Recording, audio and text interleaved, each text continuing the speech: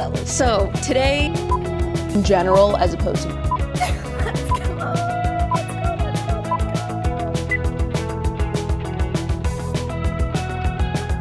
Hello everybody, welcome back to another video. If you're new here, my name is Ashley. I'm an actress, a writer, and a filmmaker, and I make YouTube videos all about those three things, as well as my life living in Zimbabwe and just figuring shit out as a creative gal in her early 20s, but not for much longer. So today's video is the start of my March Madness series, which is, if you've already seen the title, how to make a short film.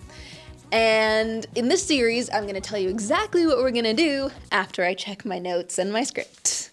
Welcome to the How to Make a Short Film series, where I give you my tips and tricks on how to make a short film happen, and I bring you along with exactly how the process is going to unfold. Because tips and tricks are all useful, but sometimes if you don't see it in practice, it can be hard to visualize and work through. So, with my mic and my wood clamp, it's not my wood clamp, it's my brother's wood clamp. Shout out Josh. Let us begin. If you don't have a script, you don't have a film. I'm a narrative filmmaker at heart, and a good script, a good story is huge when it comes to actually making a good short film. So here are my tips.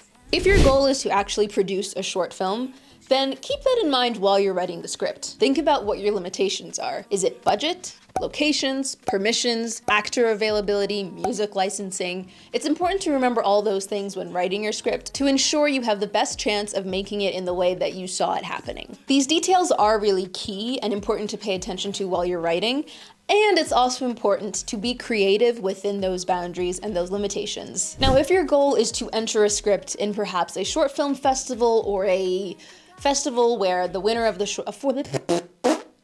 Now, if your goal is to make a short film and have it be submitted into a festival, let's say it's a short film script festival, or at the end it's one of those festivals where you get funding to produce your script, then the sky's the limit, pretty much. Do your best to be as creative as possible and make your dreams come true, essentially.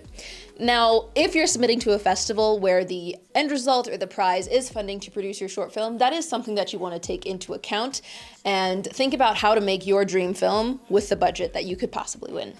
I will make a whole separate video on budgeting for a short film, as it is part of the pre-production process, but there's a lot to cover in that, and there's still a lot that I'm trying to figure out, so we'll get to that in another video very soon. If you already have a script that you want to You want to lake a script? If you already have a script, like me, and you want to make it happen, there are three key steps that are going to be your priority in this. There are three key steps that are going to be your priority in this pre-production script writing phase. Edits, revisions, and review. Go in and reread your script, especially if you wrote it a long time ago. Like I did. I wrote the script when I was in college, which was my second year of college, which was, did I write this in? It would have been 2022 when I wrote this. Oh my gosh, that was 4 years ago. Cool. If you did write it a long time ago, think about your story. See if it still resonates with you, if it's something that you still actually want to produce. Think about how the film would come together visually, especially if you want to direct it and not outsource a director from one of your friends, peers, etc. Think about how you want it to come across visually. Think about the story, and if your scenes are strong enough to actually leave the emotional impact that you intend it to leave, as well as keeping the attention of your audience. That's the thing with a short film as opposed to a feature. You have a much smaller amount of time to convey a similar emotional impact. A second pair of eyes is a non-negotiable when you're reviewing a script or going back in and wanting to do edits. The opinion from a potential audience member, peer, or expert are all going to be huge assets when it comes to reviewing your script. They'll be able to point out things that maybe you didn't see, give insight into your film as a viewer, a friend, and somebody as an expert in your field. In an ideal situation, you'd get these opinions and notes from all three, but you know, sometimes we're not working in an ideal situation. In fact, most of the time we're not working in an ideal situation. So any pair of second eyes is going to be extremely helpful to the success of your short film.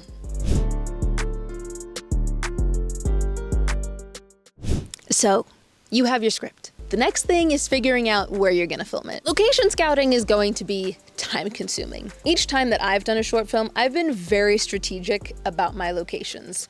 My bedroom, my house, my dorm room, outside my building, at my high school, all places that I already have permission to film pretty much without any hassle. However, this time around, my script requires a thrift store-esque place, which obviously I cannot get at my house. So here's how I'm going to go about this. The first step is coming up with a list of potential locations. Option A, B, C, D, and so onwards. The second step is actually going out and doing a location scout. Figuring out, does this place have the vibe that I want? What would I need to add or subtract to make the location better suited to my film, or if it's even worth it to use that location if there are things that you need to add or subtract. The next step is actually going in person to ask people for permission to film in whatever location that you choose. And it's important to really set yourself up here for success. So a good option is to have your elevator pitch ready. And that elevator pitch should be a pitch about you and about the film that you're trying to make. Another thing that could work in your favor is giving a physical reminder of who you are with your contact information. A business card, for example, and this doesn't have to be anything fancy. It can literally be like a scan my Instagram QR code type situation, or like a more traditional business card. The important thing is going to speak to somebody in person and making yourself look the best you've ever looked in your entire life. The fourth step is making any calls that they've suggested to make, or connecting with people that they've suggested I talk to if they're not really in charge of like the decisions that happen in whatever location it is. And the fifth step is to repeat that cycle for each option, if you don't get the option that you want in the first place. Alrighty, good afternoon, I think. Good people. Today, hi Cinnamon. Today I'm going on a location scout. Yeah, but I'm gonna go to the places, ask them, maybe I'll print out a business card, but that feels really like extra, but I feel like it, you know, amps up the professionalism. I'm gonna potentially prep a business card because then that'll also connect me to one of the like tasks that I'm doing for something. Asked, apparently the manager people just left. I think that was because I was stalling to get in, but I left my business card, and yeah, so next location. Alrighty, my lovely people. So I went to 2 of the 3 locations. The third location I already have a connect with, but that's gonna be my backup plan because I think that's going to be the easiest to get permission for, and I think it might work the best. I took a couple of photos on the inside just to see the vibes and stuff. The first option I really like. It was the initial place that I wanted to do, and they also have good lighting. The second place not so much, and it's a lot smaller. So yeah, the first option definitely preferred, and then I just have to call the third option, which I will do once I get home. Yeah, because I'm listening to a very cool podcast that my friend is host of and that I was featured on, so you can go and watch it over here. And yeah. Yeah, but so maybe you can help me with this then. Let's go.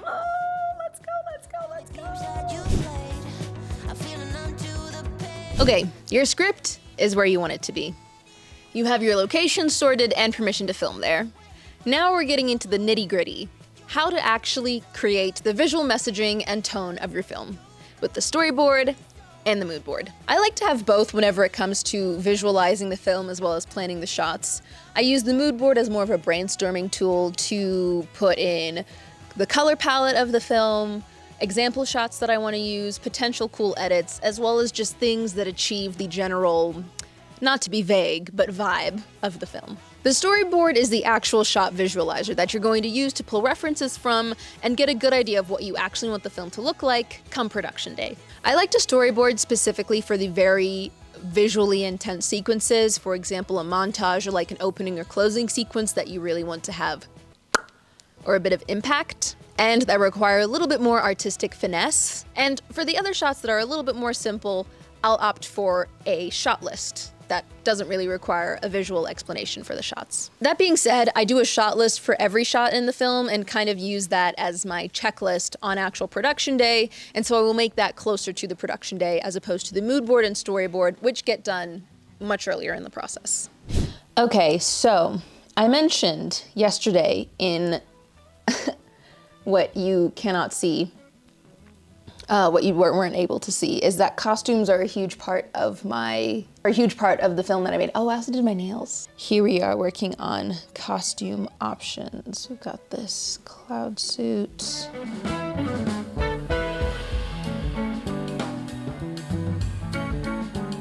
So a fun fact about this, the only reason that I know that Prince wore a cloud suit is from a Joanna Cedia video when she DIY'd it and made it out of felt, which is absolutely unhinged behavior.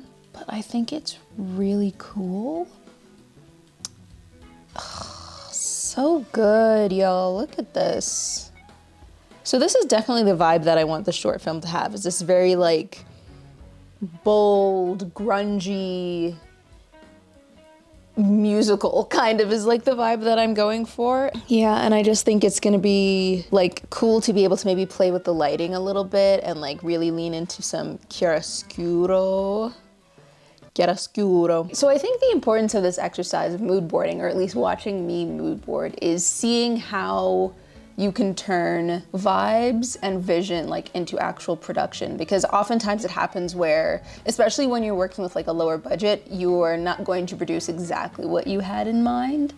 But it's important to find that in-between space of like being ambitious and wanting to be creative and think of new ideas and ways to incorporate things, as well as, you know, being realistic and understanding what budget that you're operating on.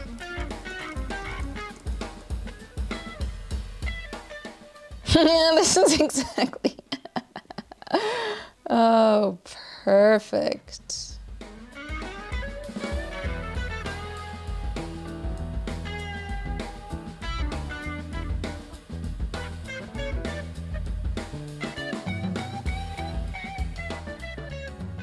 Alrighty, my lovelies, we've got a beautiful piece of work to show you today. So in the first top section up over here, we've got the costumes, props, and then color palette, kind of things that I want to be inspired by. And things to remember when designing and sourcing costumes and things like that, about which pieces are essential and then which ones can we kind of go based on vibes and inspiration. Then in this lower left section right over here, we have the musical montage scene, which I'm gonna blur a lot of this out, maybe, because I still want it to be kind of a surprise. So yeah, some of them are shot inspirations, some of them are set design inspirations, and yeah, all related to this one specific scene. And then now to the right of the page, we have a bit more vibes, a bit more aesthetics in general, as opposed to one specific scene, and that's that like secondhand store, thrift store, grungy kind of vibe that goes with like Prince's vibe of this very bold, colorful, vintage feel to the whole thing. So that is the mood board. So we have the mood board. I still have to follow up with the location people for one of my locations. Oh shit, I have to follow up with all of them for my locations. All right, let's do that now, shall we?